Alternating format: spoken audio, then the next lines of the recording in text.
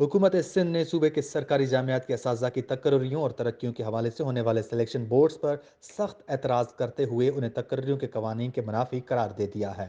हुकूमत सिंध के महकमा यूनिवर्सिटीज़ एंड बोर्ड्स की जानिब से सूबे के सरकारी जामियात को लिखे गए खत में तमाम वाइस चांसलर से कहा गया है कि वो अपने सर्विसेज रूल्स ड्राफ्ट करके 2 हफ्ते में मजाज फोरम से मंजूर कराएं। साथ ही में ये भी कहा गया कि आइंदा तमाम सिलेक्शन बोर्ड मंजूर किए गए उन रूल्स के तहत ही हो सकेंगे। सूबाई महकमा यूनिवर्सिटीज़ एंड बोर्ड्स के सिलेक्शन अफसर कमाल अहमद की जानिब से जामियात को भिजवाए गए खत में कहा गया कि सेक्रेटरी यूनिवर्सिटीज़ एंड बोर्ड्स ने अज खुद इस बात का मुशाहिदा किया कि सिलेक्शन बोर्ड में किस तरह रूल्स की खिलाफ वर्जी की जा रही है। जामियात की जानिब से तकर्रियों के उसूल अपनाए जा रहे हैं और मार्केट में मौजूद बेहतर उम्मीदवारों को नज़रअंदाज किया जा रहा है, जिसके सबब सिलेक्शन बोर्ड में मुसाबिकत का सेहतमंद माहौल पैदा नहीं हो रहा। लिखे गए खत में मजीद कहा गया कि सेक्रेटरी की जानिब से इस बात की निशानदही भी की गई कि जामियात के पास तरक्कियों का कोई मेकनिज़म मौजूद नहीं है। फैकल्टीज़ में मुस्तकबिल की बुनियादों के हवाले से कोई इकदाम भी नहीं हो रहे।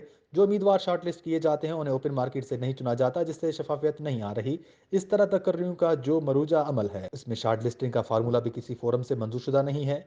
वाज़ेह है कि महकमा यूनिवर्सिटीज़ एंड बोर्ड्स की जानिब से यह खत एक ऐसे वक्त में सामने आया है जब जामिया कराची में गुज़श्ता माह के आखिर में मुनक्किदा एक सिलेक्शन बोर्ड पर शदीद एतराज़ात करते हुए सेक्रेटरी यूनिवर्सिटी एंड बोर्ड मुरीद रहीमू ने उसे मुलतवी करा दिया था, जिसके बाद ताहाल जामिया कराची के असातिज़ा तदरीसी अमल का बाइकआउट कर रहे हैं।